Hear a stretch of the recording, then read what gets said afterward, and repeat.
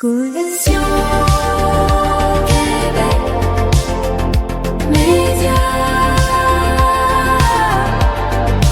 Escale sonore à travers les voix du Québec. Bonsoir, ici Louis, à Connexion Québec Média. Voici les nouvelles internationales de ce 6 novembre 2025. Au Moyen-Orient, Israël a lancé des frappes aériennes contre le Hezbollah au sud du Liban, en réponse à des tirs de roquettes. Une escalade qui inquiète la communauté internationale et ravive la tension à la frontière nord d'Israël.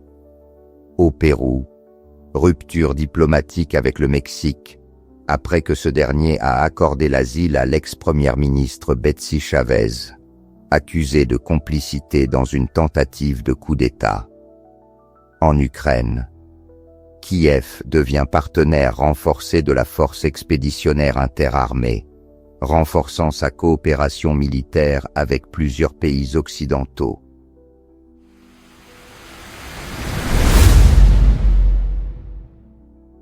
L'Union européenne débloque 21,5 millions d'euros d'aide humanitaire pour le Venezuela, Haïti et les Caraïbes, touchés par la crise et les ravages de l'ouragan Mélissa. En Iran, la sécheresse atteint un seuil critique. Téhéran pourrait manquer d'eau potable d'ici 2 semaines. Les autorités appellent la population à rationner. Un séisme de magnitude 6,3 frappe le nord de l'Afghanistan, faisant plusieurs dizaines de victimes. En France, les autorités mettent en garde la société Shein après la vente de poupées sexuelles représentant des enfants. Et en Asie, la Corée du Sud envisage de construire son propre sous-marin à propulsion nucléaire, une décision stratégique qui pourrait changer l'équilibre des forces dans la région.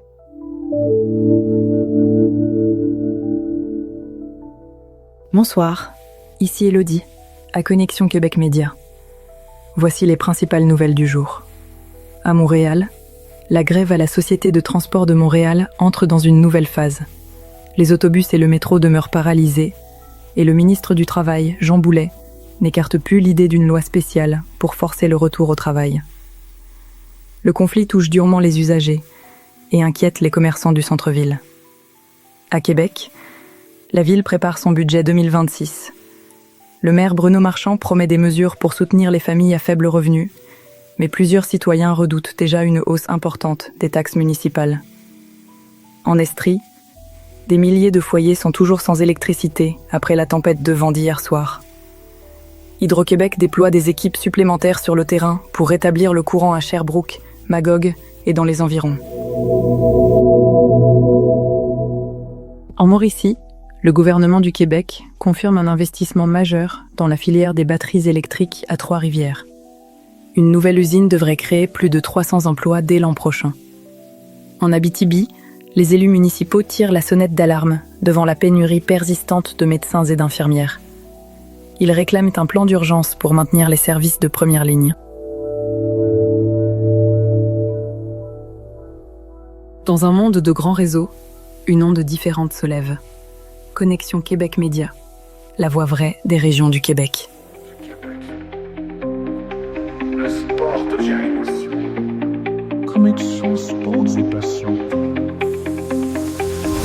Là où chaque instant vibre au rythme du sport.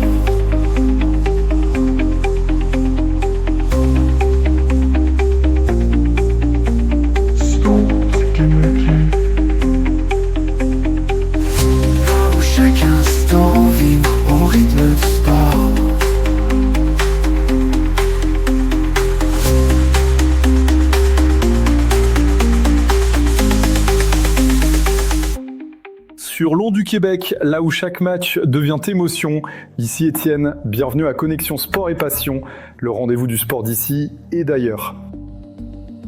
Voici les nouvelles sportives du Québec. Au soccer féminin, les Roses de Montréal se préparent pour leur match retour des demi-finales face à l'AFC Toronto après une défaite de 2-0 à domicile.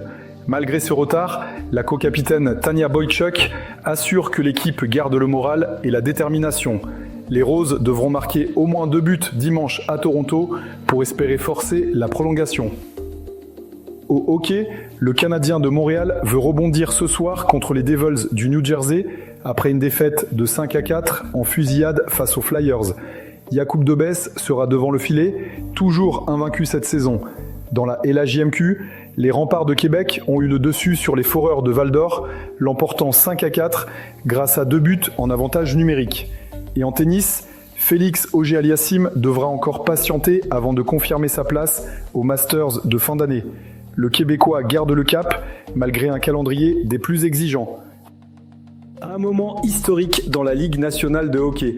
Alexander Ovechkin inscrit son 9e, 100e but en carrière dans une victoire de 6-1 des Capitals de Washington contre les Blues de Saint-Louis. À 40 ans, il devient le premier joueur de l'histoire à atteindre ce plateau, dépassant depuis l'an dernier la légende Wayne Gretzky. Ovechkin a salué un moment spécial, partagé à Washington devant ses partisans et sa famille. Du Québec à l'international, le sport se vit ici, avec passion, intensité et fierté.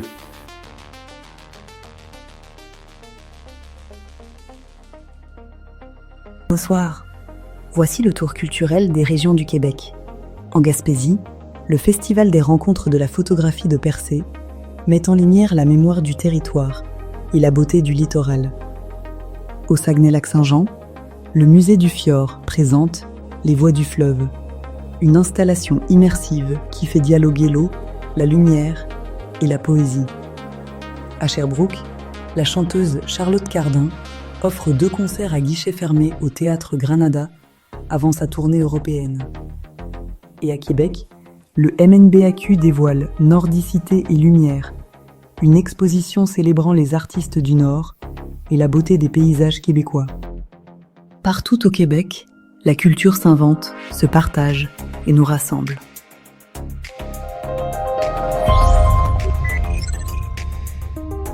Voyons maintenant ce que la météo nous réserve. Ici, sur Connexion Québec Média, votre onde d'information sur le ciel et la beauté de nos régions. Un ciel variable accompagne la fin de journée sur le Québec. Quelques averses persistent sur l'Estrie et le Bas-Saint-Laurent, tandis que la région de Québec profite d'un temps plus sec. Les températures varient entre 2 et 6 degrés, et le mercure tombera sous 0 cette nuit dans plusieurs secteurs. Demain, retour du soleil, mais une fraîcheur bien installée. Un automne tout en douceur sur nos régions.